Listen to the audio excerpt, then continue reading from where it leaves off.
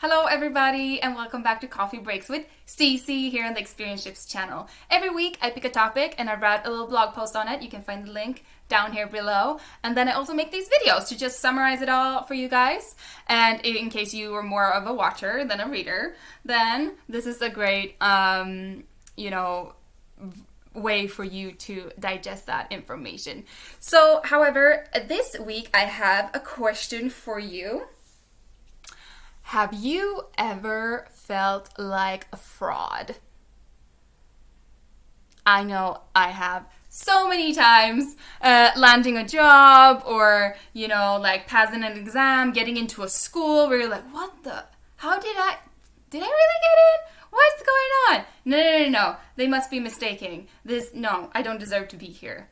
So this is called, these feelings that you have when you feel like you don't deserve to be somewhere, and you're like doubting yourself. You might even feel shame and anxiety.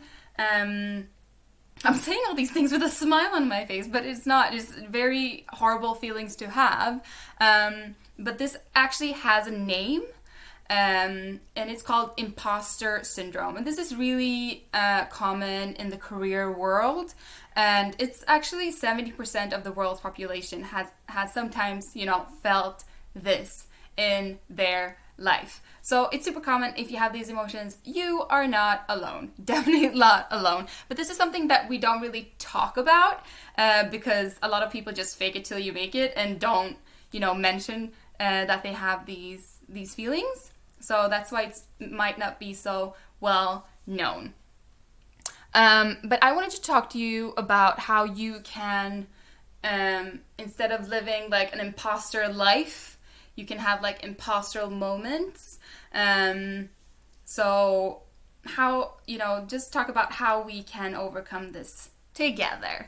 And the first thing is to recognize your thoughts when this is happening, when you're having these thoughts of, no, I shouldn't be, no, this is not, I don't deserve to be here. What's going on? And when you feel these anxiety and like, I can't do this, I don't belong here, then you just have to recognize that, okay, why this is happening right now? Why is it happening right now? What situation am I going into? And make like a little note, like a mental note of what's going on and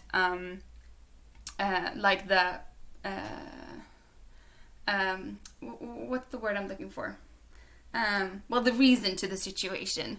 And then the next step is to try to start thinking like a non-imposter.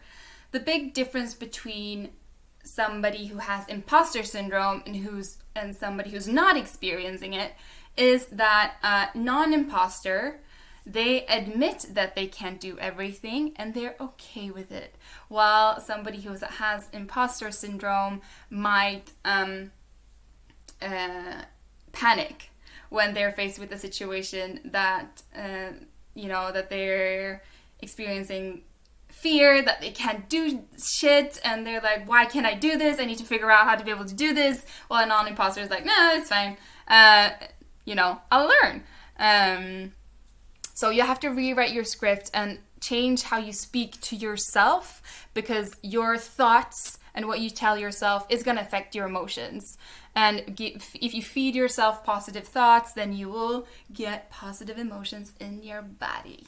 So that's also really important. Change the way you speak to yourself. And this also comes to... I lost my thread. I'm so sorry. People with imposter syndrome are great at overthinking and triggering their own anxiety, as I mentioned. So they imagine the worst outcome of every scary situation there is. And this can lead to self-sabotaging and messing stuff up that you usually would have under control. So when going into that scary presentation or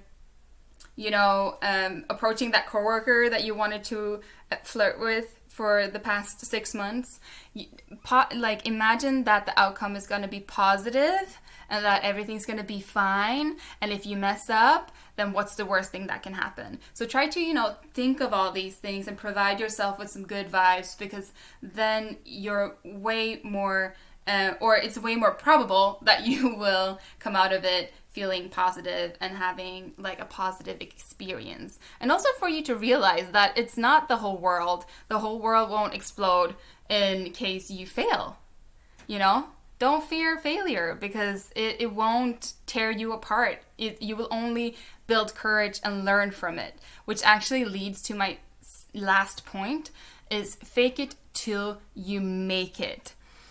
Dare to throw yourself out there, because if you like doing stuff that you're scared of, this will only lead you to build courage and feel empowered afterwards. So try to do that, because and try to just step over that threshold and throw yourself out there, because you will come out of it feeling stronger.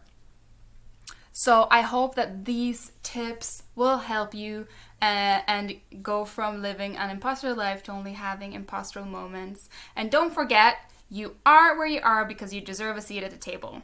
And if you don't think that you deserve a seat at the table, you probably deserve it even more. So that was it from me today, guys. If you wanted to read the blog post, click the link below.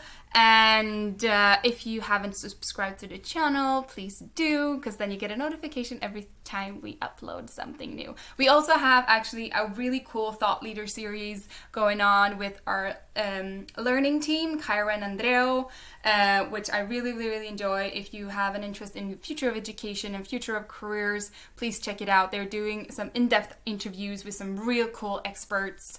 So I'll link some posts down below as well that for you to check out. And that was it from me today. I hope you guys have a wonderful, wonderful week. Take care of one another, and I'll see you next time.